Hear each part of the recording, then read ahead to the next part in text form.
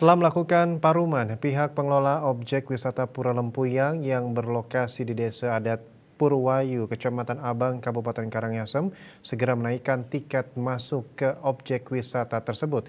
Kenaikan tiket tersebut dilakukan sesuai dengan Perda Nomor 8 Tahun 2023 tentang pajak daerah dan retribusi daerah atau PDRD.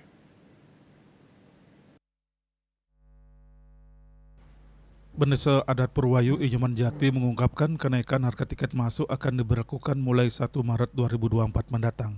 Keputusan ini sudah sesuai dengan hasil paruman atau rapat bersama dengan pihak-pihak terkait seperti pemandu wisata, prajurut desa, dan pihak lainnya.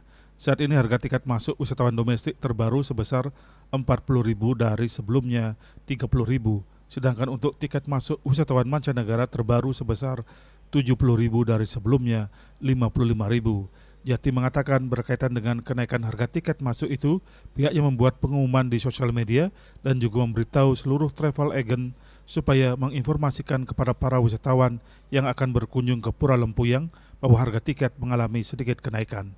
Kenaikan tiket ini diharapkan tidak sampai mempengaruhi kunjungan wisatawan ke Pura Lempuyang, mengingat objek wisata ini memiliki ciri khas tersendiri dengan candi bentarnya yang mengarah langsung ke Gunung Agung.